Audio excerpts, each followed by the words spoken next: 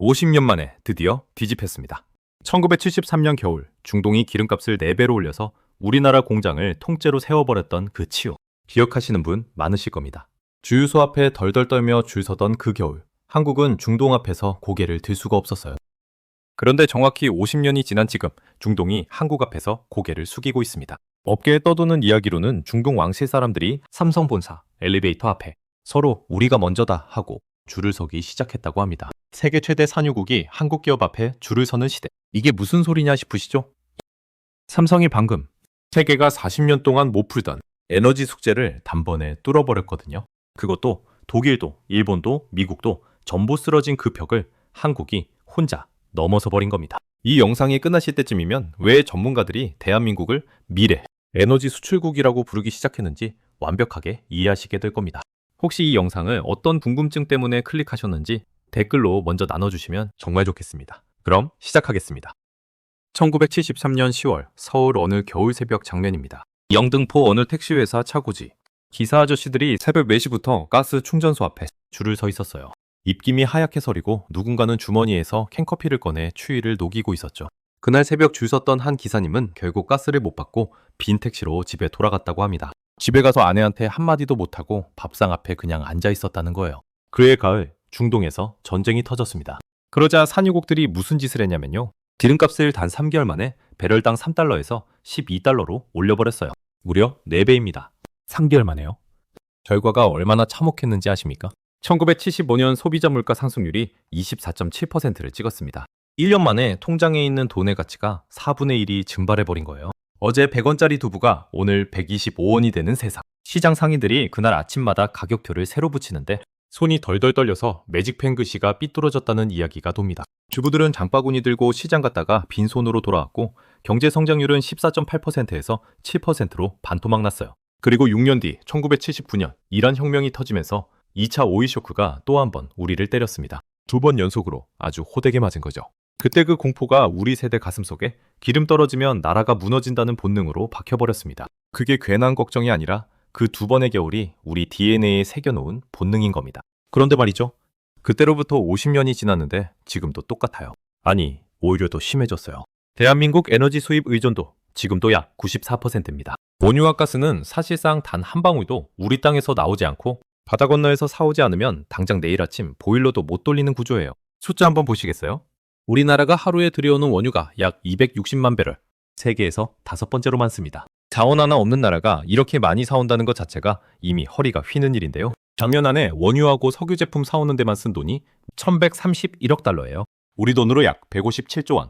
같은 해 우리 국가 본 예산이 657조였습니다. 나라 1년 살림살이의 절반이 매일 새벽 중동 유조선에 실려 사막 저편으로 증발한 겁니다. 학교 짓고 병원 운영하고 국방 지키고 어르신 복지에 써야 할 돈이요. 여러분이 평생 내신 세금이 내 동네로 돌아오지 못하고 저 먼 바다 건너로 사라진 구조. 이게 지금 이 순간에도 계속되고 있는 거예요. 그뿐입니까?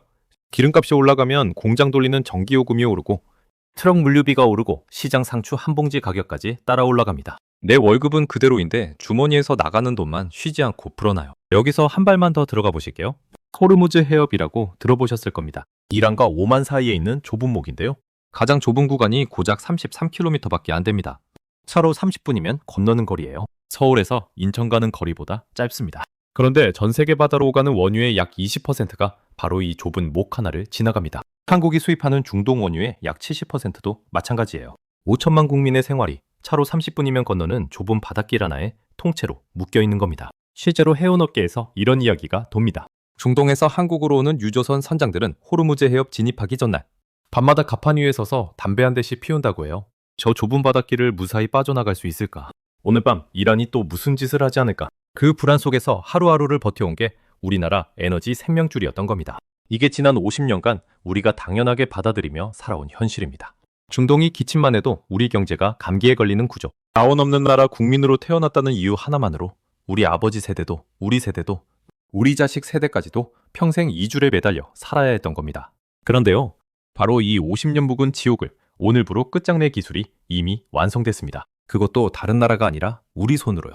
2025년 3월 어느 날 서울 강동구 삼성 본사 회의실에서 한 장짜리 공시가 조용히 올라갑니다. 노르웨이의 한 회사 지분을 476억 원에 사들였다는 내용이었어요. 그런데요, 그 짧은 공시 한 장이 세계 에너지 판도를 뒤집는 신호탄이었거든요. 회사 이름은 넬, 영어로 NEA.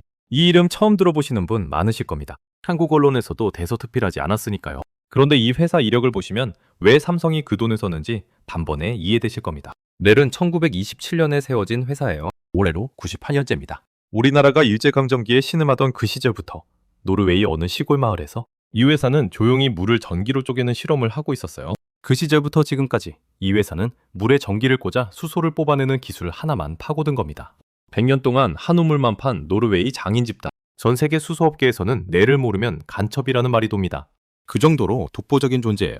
그런데 그 넬이 2025년 3월에 삼성의 손을 잡았습니다. 그런데 왜 하필 삼성이었을까요? 넬이 100년 동안 기술을 쌓아왔다면 독일도, 일본도, 미국도 줄 서서 넬하고 손잡고 싶어 했을 텐데 대체 왜요? 업계에 떠도는 이야기로는요, 넬 본사에 처음 협상하러 들어간 삼성 임원에게 노르웨이 측 고위 관계자가 이렇게 물었다고 합니다. 당신들이 이 기술을 진짜로 현장에 심을 수 있겠습니까? 기술은 우리가 가지고 있다. 그런데 이걸 실제로 사막에, 발전소에, 산업 현장에 통째로 꽂아 넣어서 돌리는 건 전혀 다른 문제다. 그걸 할 수 있느냐는 질문이었던 거예요. 그리고 삼성 임원이 회의실 탁자 위에 서류를 펼쳐 보였다고 합니다. 그 서류에 뭐가 적혀 있었냐면요, 전 세계 발전소 절반 이상을 건설한 경우, 수십 년간 쌓아온 초대형 플랜트 설계 노하우, 중동, 동남아, 미국, 아프리카에 깔려있는 한국 건설 장비들. 노르웨이 측이 그 서류를 보고 한동안 말이 없었다고 합니다. 그리고 고개를 끄덕였다는 거예요. 100년 기술력을 가진 노르웨이 장인과 세계 최고 수준의 대형 플랜트 설계 시공 능력을 가진 한국 엔지니어. 이 두 집단이 한 배를 타기로 결심한 순간이었습니다. 그리고 두 달 뒤 2025년 5월, 삼성이 자체 브랜드 하나를 꺼냅니다. 이름이 컴퍼스 H2, 영어로 컴파스, 나침반이라는 뜻이에요. 수소시대의 방향을 우리가 잡겠다. 그런 의미가 담긴 겁니다. 첫 번째 모델 이름이 컴퍼스 H2A. 넬에서 물려받은 알카라인 방식, 그러니까 100년 동안 검증된 전통의 레시피를 기반으로 만든 제품이에요. 여기까지만 해도 삼성이 노르웨이랑 손잡고 제품 하나 냈구나 정도로 넘어갈 수 있었어요. 그런데 반년 뒤 2025년 11월, 아부다비에서 세계 최대 에너지 박람회 아디펙이 열립니다. 중동 왕실 사람들, 글로벌 에너지 기업 임원들, 각국 장관들이 한자리에 모이는 세계 최고 무대예요. 거기서 삼성이 두 번째 모델을 공개합니다. 컴퍼스 H2P. 전시장 한복판. 삼성 부스 앞에 사람이 몰리기 시작했어요. 중동 왕실에서 온 고위 관계자들, 유럽 에너지 기업 임원들이 서로 자리를 잡으려고 미치는 장면이 연출됐다고 합니다. 삼성 측 직원들이 당황해서 줄을 다시 정리해야 했을 정도였다는 거예요. 왜 그랬을까요? 그 자리에서 공개된 한 문장 때문입니다. 업계 최초 100메가와트급 PEM 통합 솔루션. 이 한 문장이 왜 그렇게 세계를 뒤집어 놨는지 쉽게 풀어드릴게요. 먼저 삼성이 만든 게 뭐냐? 한마디로 수소 공장 하나를 통째로 만든 겁니다. 태양광이나 풍력에서 만들어진 전기를 집어넣으면 그 전기로 물을 쪼개서 수소를 뽑아내는 거대한 기계예요. 빵 공장으로 치면 밀가루랑 물을 넣으면 빵이 쏟아져 나오는 공장 세트라고 보시면 됩니다. 그런데 이 공장을 돌리는 방식이 두 가지가 있어요. 오래된 방식하고 최신 방식. 오래된 방식, 알카라인은 100년 된 벽돌 오븐 같은 거예요. 안정적이긴 한데 느리고 빵 퀄리티도 보통이에요. 최신 방식 PEM은 고성능 전자오븐입니다. 빠르고 정밀하고 프리미엄급 빵이 나옵니다. 그런데 문제가 있었어요. 이 최신 오븐을 대형 공장 규모로 돌려본 회사가 전 세계 어디에도 없었거든요. 독일 지멘스 에너지도, 일본 도시바도, 미국 플러그 파워도 전부 동네 빵집 규모에서 멈춰 있었습니다. 대형 공장에서 돌린다는 건 다들 말로만 하던 목표였어요. 그런데 삼성이 그걸 세계 최초로 완성해서 공개한 겁니다. 동네 빵집이 아니라 도시 하나에 빵을 공급할 수 있는 거대한 최신 공장. 그게 컴퍼스 H2P의 정체예요. 그런데 삼성이 만든 이 공장, 진짜 무서운 건 크기만이 아니에요. 뽑아내는 수소의 질 자체가 차원이 다릅니다. 첫째, 순도가 99.9995%, 소수점 몇째짜리까지 부가 찍혀 있어요. 쉽게 말씀드리면요, 이 수소는 반도체 공장에 바로 꽂아도 되는 최고급 프리미엄 수소입니다. 그냥 난방용으로 태우는 싸구려 수소가 아니라 비싼 값에 팔 수 있는 고급 상품이라는 뜻이에요. 둘째, 생산 압력이 30바. 이게 무슨 말이냐면요, 보통 수소 공장들은 수소를 뽑고 나서 한 번 더 꾹꾹 눌러 담는 기계를 따로 돌려야 트럭에 실을 수 있어요. 압축기계 돌리는데 전기도 들고 시간도 들고 돈도 들죠. 그런데 삼성 공장은요, 뽑는 순간 이미 눌려진 상태로 나옵니다. 중간 단계 하나가 통째로 생략되는 거예요. 자, 그런데 여기서 진짜 중요한 게 있어요. 삼성이 그냥 최신 기술 하나 만들고 끝낸 게 아니거든요. 삼성은 지금 두 개의 카드를 양손에 다 쥐고 있습니다. 한 손에는 넬에서 물려받은 알카라인 방식, 다른 한 손에는 자체 개발한 PEM 방식. 이 두 가지를 전 세계에서 동시에 다 갖춘 기업이 솔직히 말씀드리면 삼성 말고는 없습니다. 발주처가 우리 현장은 전력이 불안정한데요 하면 삼성이 알카라인을 꺼냅니다. 우리는 반도체급 고순도가 필요한데요 하면 PEM을 꺼내요. 고객이 어떤 환경에 있든 삼성에는 답이 있는 겁니다. 양손에 다 쥐고 있는 장사꾼과 한 손만 쥐고 있는 장사꾼. 여러분이 중동 왕실이라면 어느 쪽에 줄 서시겠어요? 그런데 말이죠. 이쯤에서 의문이 하나 드실 겁니다. 기술은 대단한 거 알겠어. 그런데 수소 이야기는 수십 년 전부터 나왔잖아. 그동안 다른 나라들은 뭘 한 거지? 좋은 질문이에요. 그리고 이 답을 아셔야 왜 한국이 이 자리에 설 수 있었는지 진짜로 이해되십니다. 사실 수소 기술 자체는 새로운 게 아니에요. 물을 전기로 쪼개는 원리는 중학교 과학 시간에 다 배우는 거예요. 한쪽에서 수소 만들고 반대쪽에서 그걸 다시 합쳐서 전기 뽑고. 원리는 1분이면 끝납니다. 문제는 이걸 공장 규모로 안 터지게, 안 새게, 싼 값에 돌리는 거였어요. 그게 지난 40년간 전 세계가 못 풀어온 숙제였습니다. 독일이 가장 먼저 덤볐습니다. 재생에너지 강국답게 수소에 국가 역량을 쏟아부었죠. 그런데 전력 단가가 너무 비싸서 사업성이 안 나왔어요. 결국 대형 프로젝트들이 줄줄이 연기되거나 축소됐습니다. 일본은 2000년대 초반부터 수소 사회를 국가 전략으로 내걸었어요. 토요타가 미라이라는 수소차를 세계 최초로 양산하기도 했고요. 그런데 물량 확장에 실패했습니다. 공장 하나 돌리는 건 되는데 이걸 수십 배, 수백 배로 키우는 단계에서 벽에 부딪혔어요. 미국은 어땠을까요? 기술은 있었어요. 그런데 정권 바뀔 때마다 보조금 정책이 뒤집히고 환경 규제 논쟁이 반복되면서 10년 넘게 제자리 걸음이었습니다. 바이든 정부가 수소 허브 프로젝트에 수십조를 쏟아부었지만 트럼프 재집권 후 상당수가 재검토에 들어갔어요. 한마디로 정리해드릴게요. 기술은 다 있었습니다. 의리 법칙도 우리 편이었어요. 단 하나. 싸게, 대량으로, 안정적으로 뽑아내는 방법. 그거 하나를 40년 동안 아무도 못 들은 겁니다. 그 40년 묵은 벽을 한국이 방금 넘어버렸습니다. 업계에 떠도는 이야기로는 아디팩 현장에서 컴퍼스, H2P 발표가 끝난 직후 독일 모 대형 에너지 기업 임원이 자기네 부스로 돌아가면서 부하 직원에게 이렇게 말했다고 합니다. We lost 10 years. 우리 10년 늦었어. 그게 2025년 11월 5일 아부다비에서였습니다. 그런데 삼성은 여기서 멈추지 않았습니다. 이 컴퍼스 H2 기술을 들고 조용히 사막 한복판으로 걸어 들어갔거든요. 거기서 10조 원짜리 판을 벌였습니다. 그 이야기를 들으시면 여러분 가슴에서 뜨거운 게 올라오실 겁니다. 왜냐하면 그 사막이 50년 전 우리 삼촌 세대가 헬멧 쓰고 땀 흘리던 바로 그 땅이거든요. 사막 이야기부터 시작하겠습니다. 중동의 어느 나라, 오만. 들어보셨죠? 아라비아 반도 동남쪽 끝에 붙어 있는 작은 왕국이에요. 인구 500만 명 정도. 우리나라 부산 인구밖에 안 되는 나라입니다. 그 오만 수도 무스카트에서 차로 5시간쯤 사막을 달리면 두쿰이라는 지역이 나와요. 한번 그 장면을 상상해 보세요. 사방이 황무지. 뜨거운 모래바람이 얼굴을 때리고 지평선 끝까지 풀 한 폭이 보이지 않는 땅이에요. 납타 한 마리 간간히 지나가는 게 전부인 말 그대로 아무것도 없는 땅입니다. 그런데 바로 그 황무지에 삼성이 10조 원짜리 판을 벌였습니다. 투자 규모 70억에서 80억 달러. 우리 돈으로 약 10조 원. 그리고 한국이 따낸 권리가 뭐냐면요. 그 사막 땅을 47년 동안 통째로 운영할 수 있는 독점권입니다. 땅 크기는 어떨까요? 약 340제곱킬로미터. 서울시 전체 면적의 절반입니다. 그 어마어마한 땅을 한국 기업이 깔고 앉아서 47년 동안 에너지를 찍어내는 겁니다. 그 위에 뭘 세우냐고요? 태양광 발전 설비 5기가와트, 그리고 그 전기로 물을 쪼개는 수소 공장이 2기가와트, 연간 그린 수소 22만 톤, 암모니아 120만 톤을 뽑아낼 계획이에요. 2027년에 착공해서 2030년부터 본격 생산 시작입니다. 앞으로 4년 뒤면 한국 기업이 찍어낸 청정에너지가 오만 항구에서 한국으로, 유럽으로, 일본으로 실려나가기 시작한다는 얘기예요. 그런데 여기서 많은 분이 이런 걱정을 하실 겁니다. 아니, 오만이면 중동이잖아. 이란 바로 옆인데? 또 거기서 드론 날아오고 유조선 공격당하면 어떡해? 지극히 당연한 걱정이에요. 저도 처음에는 그 생각부터 했습니다. 그런데 지도를 한 번만 펼쳐보시면 바로 풀립니다. 우리가 뉴스에서 중동 불안하면 떠올리는 그 호르무즈 해협. 이란과 마주보면서 유조선이 줄서 지나가는 바로 그 좁은 목이 있잖아요. 조금은요, 그 해협 안쪽이 아니에요. 해협을 완전히 빠져나와서 인도양 아라비아해 쪽 바깥에 붙어 있습니다. 이란에서 아무리 난리를 쳐도 물리적으로 닿기 어려운 거리예요. 그래서 두쿰은 중동에서 지정학적 리스크를 피할 수 있는 거의 유일한 최적지로 꼽혀온 땅입니다. 입지 조건도 기가 막혀요. 일조량이 세계 최고 수준이에요. 하루 종일 해가 쨍쨍하니까 태양광 발전에 이보다 좋을 수가 없습니다. 거기다 해안이니까 바닷바람이 풍부해서 풍력까지 붙일 수 있어요. 태양광과 풍력을 같이 돌리면 낮밤 구분 없이 전기가 나오니까 수소 공장을 쉬지 않고 돌릴 수 있습니다. 게다가 두쿰은 경제자유특구 바로 옆이에요. 항구와 물류 인프라가 이미 깔려 있습니다.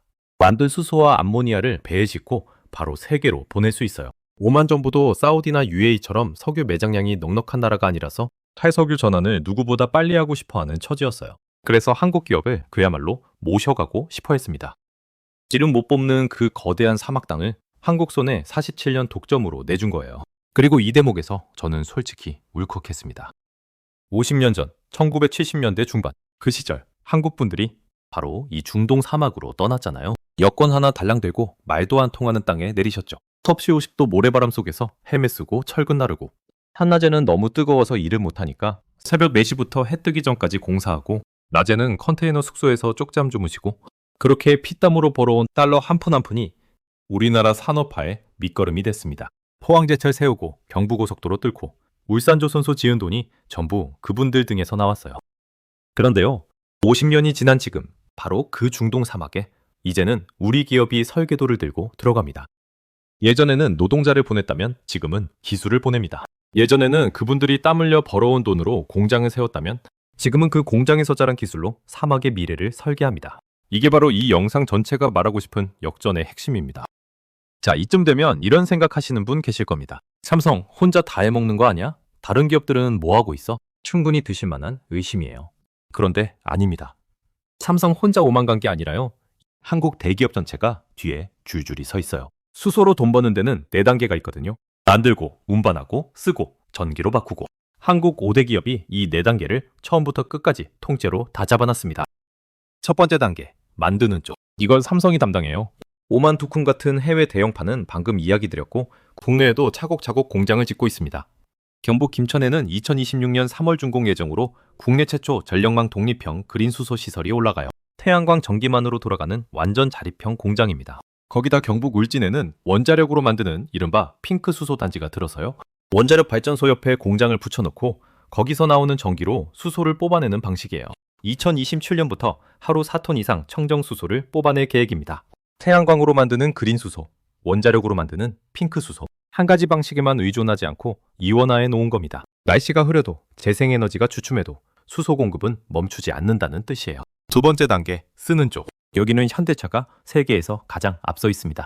렉소라는 수소차 들어보셨죠? 주유소에서 기름 넣듯이 5분이면 충전 끝. 한 번 채우면 720km를 달립니다. 서울에서 부산 찍고도 한참 남는 거리예요. 그런데 진짜 놀라운 숫자는 따로 있습니다. 2025년 기준으로 글로벌 수소 전기차 시장에서 현대차 점유율이 42.9%, 세계 1위예요. 2위가 누군지 아세요? 도요타인데 7.3%입니다. 무려 35.6%포인트 차이예요. 수소하면 일본이 선도 국가라고 알고 계셨던 분들, 이제는 옛말입니다. 트럭 쪽은 더 실전적이에요. 현대차 엑시언트 수소 트럭이 스위스, 독일, 프랑스, 네덜란드, 오스트리아, 유럽 5개국에서 총 165대가 굴러가고 있고 누적 주행거리가 2천만 킬로미터를 돌파했습니다. 지구를 500번 돈 셈이에요. 세 번째 단계, 운반. 이건 SK가 잡았습니다. 인천에 있는 액화수소 플랜트, 연간 3만 톤 규모. 세계 최대예요. 여기서 무슨 일을 하느냐? 수소라는 기체를 영하 253도까지 얼려서 액체로 만들어버립니다. 그러면 어떤 마법이 일어나느냐? 부피가 기체일 때 대비 800분의 1로 줄어들어요. 쉽게 비유해 드릴게요. 이불 한 채를 돌돌 말아서 바지 주머니에 꾸깃꾸깃 접어넣는 느낌입니다. 부피가 쪼그라드니까 한 번에 실어 나르는 양이 10배로 뛰고 충전 속도도 훨씬 빨라져요. 수소는 만드는 것만큼 옮기는 것도 난제였거든요. 그 난제를 SK가 인천 앞바다에서 풀어버린 겁니다. 네 번째 단계, 전기로 바꾸기. 이건 두산이 국내에서 거의 독보적으로 잡고 있어요. 두산 퓨얼셀이라는 회사가 있는데요. 전북 익산 공장에서 연료 전지를 연간 300메가와트까지 만들 수 있고 전북 새만금에는 50메가와트급 최신 공장이 2024년에 올라갔습니다. 이 회사가 왜 실력이 입증되냐면요. 이미 2020년에 충남 대산에 세계 최초, 세계 최대 규모의 부생수소 연료전지 발전소를 완공했거든요. 두산 제품이 그 발전소에만 114대 들어갔어요. 세계가 아직 수소 발전이 될까 말까 이야기하던 시절에 한국 기업이 상업 발전소를 먼저 돌려버린 겁니다. 자, 정리해볼게요. 만드는 건 삼성, 운반하는 건 SK, 쓰는 건 현대, 전기로 바꾸는 건 두산. 수소로 돈 버는 4단계를 한국 5대 기업이 처음부터 끝까지 전부 다 잡았습니다. 이런 나라가 세계에 또 있을까요? 미국도, 유럽도, 일본도, 중국도 한 조각씩인데 시작부터 끝까지 다 갖춘 나라는 솔직히 한국밖에 없습니다. 미국은 자동차는 있는데 대형 생산 공장이 없고요. 일본은 발전은 좀 하는데 플랜트가 약해요. 중국은 공장은 많은데 완성차가 없습니다. 그런데 한국은요? 뻘개도 그리는 순간부터 내 집 앞 충전소에 수소가 도착하는 그 마지막 1m까지 한국 기업 로고가 쭉 붙어 있는 겁니다. 그런데 여기서 여러분 속마음을 제가 한번 읽어드릴게요. 그래, 기술은 대단한 거 알겠는데 이게 나랑 무슨 상관이야? 내 직업에 언제 들어오는데? 이게 진짜 궁금하시잖아요. 여러분이 이미 매달 내고 계신 돈, 거기에 직접 영향이 옵니다. 첫째, 전기요금이에요. 수소는 태우면 전기가 나옵니다. 앞에서 말씀드린 두산의 연료전지 발전소, 그게 지금 이미 돌고 있어요. 이런 수소 발전소가 전국에 하나둘 깔리기 시작하면 완전히 중동에서 비싼 석유 사다가 태워서 전기 만들 필요가 줄어듭니다. 지금 전기요금이 왜 계속 오르는지 아세요? 한전이 발전 연료를 해외에서 사오느라 1년에 수십조 원씩 쓰고 있거든요. 그 구멍을 메우느라 요금이 계속 올라가는 겁니다. 수소 발전이 본격화되면 그 인상 압박이 확 꺾여요. 매달 날아오는 전기 고지서. 몇 년 뒤엔 덜 오르는 게 아니라 진짜로 천천히 내려가는 숫자를 보시게 될 겁니다. 둘째, 겨울 도시가스 요금이에요. 이건 더 직접적입니다. 지금 전국 도시가스 배관에 천연가스가 흐르고 있잖아요. 그 배관에 수소를 섞어서 보내는 실험이 이미 시작됐습니다. 기존 배관 그대로 쓰면서 수소를 10%, 20% 섞는 방식이에요. 수소 섞인 만큼은 해외에서 안 사와도 되는 거예요. 한겨울에 난방비 고지서 받아들고 한숨 쉬시던 분들, 그 한숨이 얕아집니다. 셋째, 이게 진짜 큰 이야기입니다. 여러분의 세금이에요. 작년 안에 우리나라가 원유 사오는 데 쓴 돈이 157조 원이었습니다. 그 돈이 전부 중동 유조선에 실려나간 거예요. 수소로 대체되는 비율이 10%만 돼도 15조 원이 국내에 남습니다. 20%면 30조 원이 남아요. 그 돈이 어디로 갈까요? 어르신 기초연금으로, 건강보험 재정으로, 지역 인프라로 돌아옵니다. 평생 내신 세금이 해외로 증발하지 않고 내 동네로 돌아오는 구조가 만들어지는 겁니다. 넷째, 기름값 자체도 안정됩니다. 차는 여전히 휘발유로 굴리시더라도 중동에서 무슨 일이 터졌을 때 한국이 수소라는 두 번째 연료를 가지고 있으면요. 주유소 가격이 예전처럼 심하게 요동치지 않습니다. 한국이 중동 기름에 매달리지 않아도 되니까 중동이 우리한테 기름값으로 장난칠 카드를 잃어버리는 거예요. 전기요금, 가스비, 세금, 기름값. 우리 일상을 짓누르던 네 가지 무게가 한꺼번에 가벼워지는 겁니다. 그런데 이 변화가 가진 진짜 의미는 따로 있어요. 단순히 지갑이 가벼워지는 차원이 아니거든요. 1970년대, 우리는 세계에서 가장 가난한 나라 중 하나였습니다. 기름 한 방울 안 나오는 땅에서 그 시절 분들께서 여권 하나 들고 중동 사막으로 떠났잖아요. 섭씨 50도 모래바람 속에서 도로 깔고 건물 올리고 그렇게 피땀으로 벌어온 1달러 한 푼 한 푼이 오늘 이 나라의 밑거름이 됐습니다. 그분들이 주유소 앞에 줄 서가며 배급표 받아가며 버텨낸 그 오일 쇼크의 공포가 지금 이 수소 기술의 진짜 뿌리예요. 그런데 보세요. 50년이 지난 지금 장면이 완전히 뒤집혔습니다. 예전엔 우리가 중동에 건설 노동자를 보냈어요. 지금은 우리 기업 삼성이 중동에너지의 미래를 설계합니다. 자원이 없어서 당하기만 하던 나라가 기술로 세상에 팔러나가는 나라가 된 거예요. 이보다 더 통쾌한 반전이 어디 있겠습니까? 석유의 시대를 버텨낸 것도 수소의 시대를 여는 것도 결국 한국입니다. 그리고 지금 5살짜리 어린아이들, 그 아이들이 운전면허 딸 때쯤 이 모든 게 당연한 풍경이 돼 있을 겁니다. 언젠가 손주가 무릎에 앉아서 이렇게 물어볼지도 몰라요. 할아버지, 옛날엔 진짜로 중동에서 기름 사와서 썼어요? 그 좁은 바닷길 하나에 나라 전체가 매달려 있었다고요? 그때 여러분이 떳떳하게 대답하실 수 있는 한 문장이 있습니다. 그래, 너희 할아버지 세대가 사막에서 땀 흘려 나라를 일으켰고 너희 아빠 세대가 그 땅에 기술을 심었다. 그래서 지금 너희가 이 세상에서 살고 있는 거야. 이건 그냥 기업 하나의 성공 스토리가 아닙니다. 이건 우리 자녀, 선주들에게 물려줄 가장 위대한 유산입니다. 그리고 그 유산의 한복판에 삼성이라는 우리 기업이 서 있습니다. 이런 회사가 우리나라에 있다는 게 참 든든하지 않습니까? 영상이 여기까지 도움이 되셨다면 구독과 좋아요 한 번씩만 꾹 눌러주시면 정말 큰 힘이 됩니다. 오늘도 끝까지 함께 해주셔서 정말 감사합니다.